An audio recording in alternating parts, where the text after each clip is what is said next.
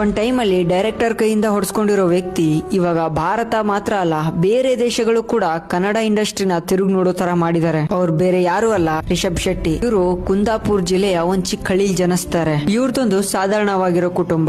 ಇವ್ರ ತಂದೆ ಹೊಟ್ಟೆ ಪಾಡಿಗೋಸ್ಕರ ಊರ್ನ ಬಿಟ್ಟು ಬೆಂಗಳೂರಿಗೆ ಬಂದು ಜ್ಯೋತಿಷ್ಯ ಹೇಳ್ತಿದ್ರು. ರಿಷಬ್ ಶೆಟ್ಟಿ ಅವ್ರಿಗೆ ಸಿನಿಮಾಗಳಂದ್ರೆ ತುಂಬಾ ಇಷ್ಟ. ಊರಲ್ಲಿ ಜನ ಉಪೇಂದ್ರ ಅವ್ರ ಸಿನಿಮಾ ಮತ್ತೆ ಅವ್ರ ಡೈರೆಕ್ಷನ್ ಬಗ್ಗೆ ಮಾತಾಡೋದನ್ನ ಕೇಳಿ ರಿಷಬ್ ಶೆಟ್ಟಿ ಅವರು ಉಪೇಂದ್ರ ಅವ್ರ ಕೆಲವು ಸಿನಿಮಾಗಳದ್ದು ಕ್ಯಾಸೆಟ್ ಗಳನ್ನ ತಂದು ನೋಡ್ತಿದ್ರು. ಸೊ ಆವಾಗ ಅವ್ರಿಗೆ ಡೈರೆಕ್ಟರ್ ಆಗ್ಬೇಕು ಅನ್ನೋ ಆಸೆ ಹುಟ್ಟಿತು. ಡಿಗ್ರಿ ಓದ್ತಾ ಸಿನಿಮಾದಲ್ಲಿ ಕೆಲಸ ಹುಡುಕ್ತಿದ್ರು. ಆವಾಗ ಅವ್ರಿಗೆ ಸಿಕ್ಕಿರೋದೆ ಕ್ಯಾಬ್ ಬಾಯ್ ಕೆಲಸ. ಅವ್ರು ಮಾಡೋ ಕೆಲಸದಲ್ಲಿ ಬಹಳಷ್ಟು ಅವಮಾನಗಳನ್ನ ಹೆದರ್ಸ್ತಾರೆ. ಸೊ ಅದ್ರ ಜೊತೆಗೆ ಡ್ರೈವಿಂಗ್ ಕೆಲಸ ಮಾಡ್ತಿದ್ರು, ಮನೆಗೆ ನೀರ್ ಹಾಕ್ತಿದ್ರು ಅಂಡ್ ಹೋಟ್ಲಲ್ಲಿ ಕೆಲಸ ಮಾಡ್ತಿದ್ರು. ಅವ್ರ ಕೆಲಸನ ಮಾಡಿ ಕೆಲವು ದುಡ್ಡನ್ನ ಕೂಡಿಟ್ಟು 25 ಲಕ್ಷ ರೂಪಾಯಿ ಲೋನ್ ನ ಮಾಡಿ ಒಂದು ಹೋಟೆಲ್ ಬಿಸ್ನೆಸ್ ಹಾಕ್ತಾರೆ. ಅಂಡ್ ಆ ಬಿಸ್ನೆಸ್ ಲಾಸ್ ಆಗುತ್ತೆ, ತುಂಬಾ ನಷ್ಟ ಅನ್ಭವಿಸ್ತಾರೆ. ಎಲ್ರು ಇವ್ರ ಲೈಫ್ ಮುಗೀತು ಅಂತ ಅನ್ಕೊಂಡಿರ್ತಾರೆ. ಆದ್ರೆ ಇವ್ರು ಮತ್ತೆ ಸಿನಿಮಾ ಇಂಡಸ್ಟ್ರಿಗೆ ಬರ್ತಾರೆ. ಕೆಲವು ಸಿನಿಮಾ ಫ್ಲಾಪ್ ಆಗುತ್ತೆ, ಕಲಿತಾರೆ ಅಂಡ್ ಕಿರಿಕ್ ಪಾರ್ಟಿ ಮೂಲಕ ಧೂಳೆಬ್ಬಿಸ್ಬಿಡ್ತಾರೆ. ಅಲ್ಲಿಂದ ಇವ್ರ ಪ್ರಯಾಣ ಸ್ಟಾರ್ಟ್ ಆಗುತ್ತೆ. ಕಾಂತಾರ ಸಿನಿಮಾದ ಮುಖಾಂತರ ದೊಡ್ಡ ಯಶಸ್ಸನ್ನ ಪಡೆದು ವಿಶ್ವಾದ್ಯಂತ ಗುರುತಿಸ್ಕೊಂತಾರೆ. ಸೊ ಇವ್ರು ತೋರ್ಸ್ಕೊಟ್ರು ನಾವು ಪ್ರಯತ್ನ ಪಡ್ತಿದ್ರೆ